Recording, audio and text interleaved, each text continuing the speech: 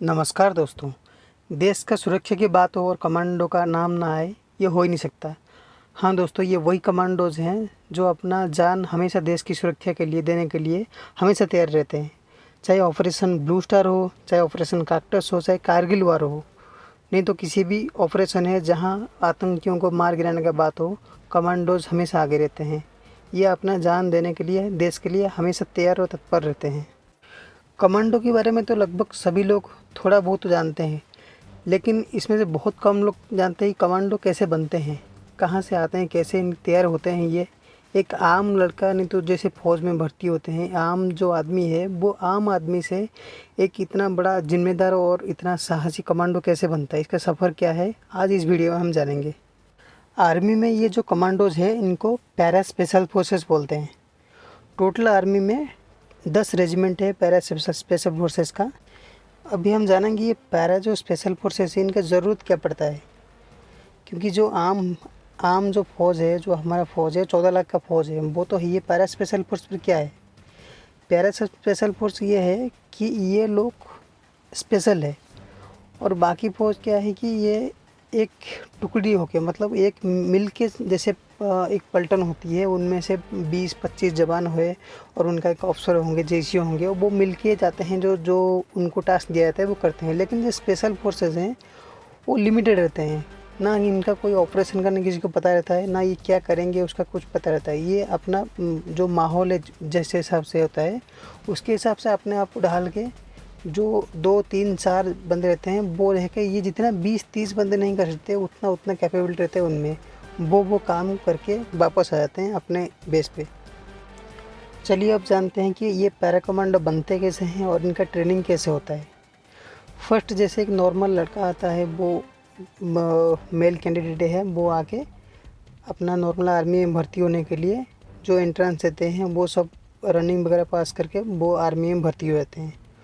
और नॉर्मल जैसे पूरे रेगुलर आर्मी करते हैं ट्रेनिंग, बेसिक ट्रेनिंग 6 महीने का होता है। वो कंप्लीसन के बाद ये जो स्पेशल फोर्स में आने के लिए जो डिजायरस है, किसी को ज़बरदस्ती भर्ती नहीं कराया जाता कि तुम स्पेशल फोर्स में भर्ती हो जाओ। जो जिस बंदे में कैपेबिलिटी है कि पता लगता है मैं बन सकता हूँ स्पेशल फोर्स, वो फिर क्या है कि वॉलेंटरली एप्लीकेशन देते हैं स्पेशल फोर्स में भर्ती होने के लिए, उनका ट्रेनिंग के लिए।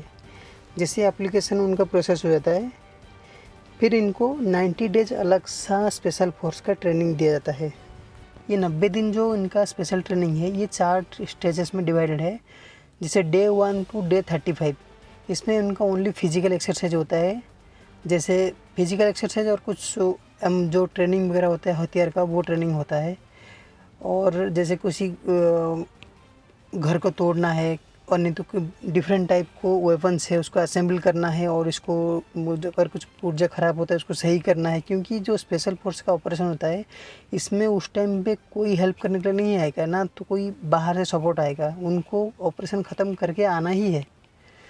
तो नेविगेशन करना है, कैसे कहाँ जाना है, क्या करना है, वो सब उनको सिखाया जाता है। और कम्युनिकेशन भी करना है, तो आपस में कम्युनिकेशन करना, नहीं तो बेस में कोई ज़रूरी खबर है उसको पहुँचाना देश में। और मेडिकल एड, मेडिकल आपस में कैसे मेडिकल फैसिलिटी जो है आपस में जो भी लिए होंगे दवाई, वो कैसे यूज़ करना है, और आपस में सराउंडिंग में नेचर को भी कैसे यूज़ करना है, वो सब सीखना पड़ता है। और कुकिंग कैसे, खुद खाना कैसे बनाना है, वो सब स्किल खुद को ही आना चाहिए। वो खुद सब, वो जो 1 से 35 दिन तक ये सब ट्रेनिंग करते हैं।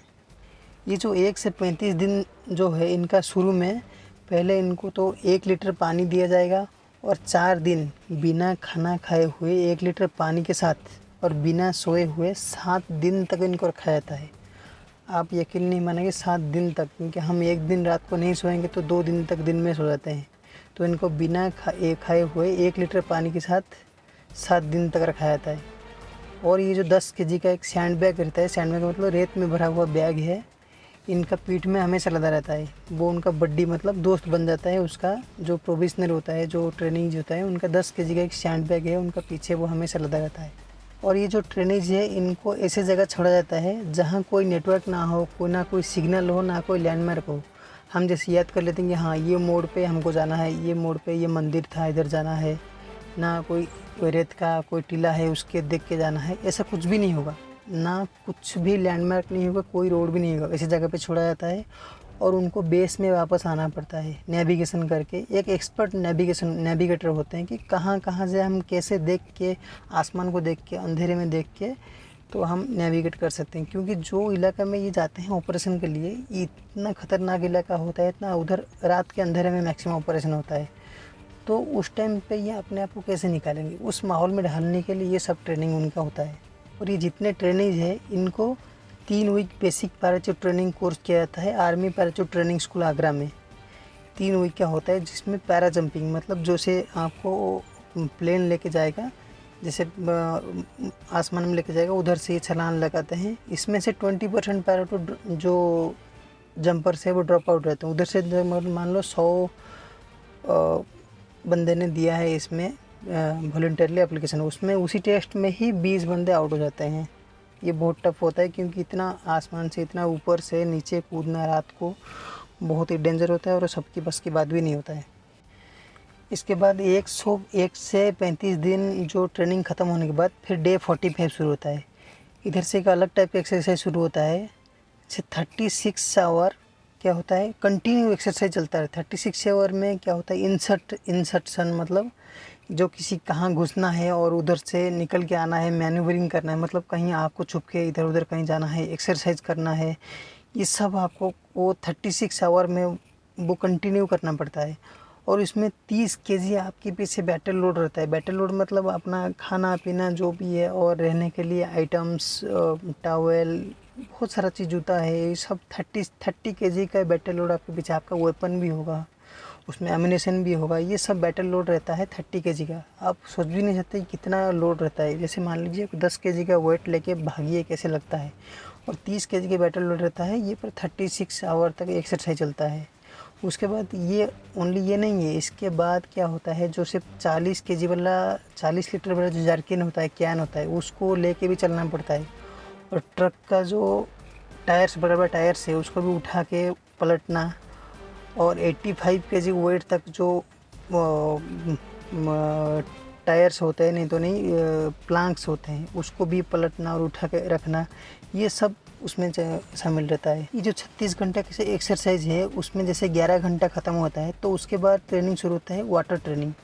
वाटर ट्रेनिंग में क्या होता है, सिमुलेटेड ड्राउनिंग मतलब आपका गर्दन को पकड़ के उसमें बार बार डुबाएंगे, जो एक कुआं टाइप का होगा उसमें डुबाएंगे। एंड इसमें क्या करेंगे, मिनिमम ऑक्सीजन में आपको बहुत टाइम तक रखा जाएगा। मिनिमम ऑक्सीजन में जो ट्रेनिंग जो होते हैं उसमें बहुत टाइम तक रखते हैं उनको, और देखते हैं कि उनका पैनिक लेवल कैसा है। मतलब पैनिक लेवल करके मतलब चिल्ला रहे हैं, क्या कर रहे हैं। क्योंकि आप अगर स्पेशल ऑपरेशन में जाएंगे, आपको बिल्कुल काम रहना है, साइलेंट रहना है किसी भी सिचुएशन में। क्योंकि उस टाइम पे अगर आपने कुछ भी हरकत किया, आपका नहीं तो देश का, दोनों का ही मतलब नुकसान हो जाएगा। ये जो पूरा ट्रेनिंग है ये 16 घंटे तक चलेगा। 16 घंटे तक इनको ना कोई खाना ना कोई पानी दिया जाएगा। इसमें क्या होता है कि कुछ आदमी को ब्लैकआउट हो जाता है, मतलब ना कुछ दिखता है, ना सोचने का, दिमाग भी धीरे धीरे बंद होने लगता है कि भाई क्या सोचूं, कहाँ जाऊँ। उसमें फिर इस सिचुएशन में इनको क्या करना पड़ता है कि देख के जाना पड़ता है, कि नेविगेशन भी देख के जाना पड़ता है, ऑब्जेक्ट भी प्लान करके जाना पड़ता है कि हाँ हम प्लानिंग करना है। इस सिचुएशन में उनको प्लानिंग भी कुछ दिया जाता है कि ये प्लानिंग है, ये जगह है, हमको ये सिचुएशन है, वो सब टास्क दिया जाता है कि टास्क को कंप्लीट करना है। और टास्क कंप्लीट करके, जैसे मान लीजिए आपका कोई साथी घायल है, उसको कैसे लेके जाना है, स्ट्रेचर्स का यूज़ कैसे करना है, ये सब भी उनको सिखाया जाता है। और ये सब उनको करना पड़ता है विदाउट स्लीपिंग। कोई स्लीपिंग नहीं रहता। मेंटल एंड्योरेंस उनका टेस्ट किया जाता है कि कितना कैपेबिलिटी रहता है, ये कितना स्ट्रॉन्ग बनेंगे आगे। उसके बाद शुरू होता है डे 56। डे 56 थोड़ा और टफ होता है। जैसे ट्रेनिंग आगे आगे चलता है वैसे ट्रेनिंग टफ होता जाता है। डे 56 में क्या होता है, इनका 100 किलोमीटर चलना पड़ता है। 100 किलोमीटर चलना पड़ता है विथ 10 केजी अपना बैटल लोड और 7 केजी वेपन। अपना जो वेपन देते हैं उनको, वो 7 केजी का, और बैटल लोड मतलब पीछे आपका जो बोरी होगा रेत वाला, वो 10 केजी का बोरी और 7 केजी वेपन लोड लेके 100 किलोमीटर तक चलना पड़ता है।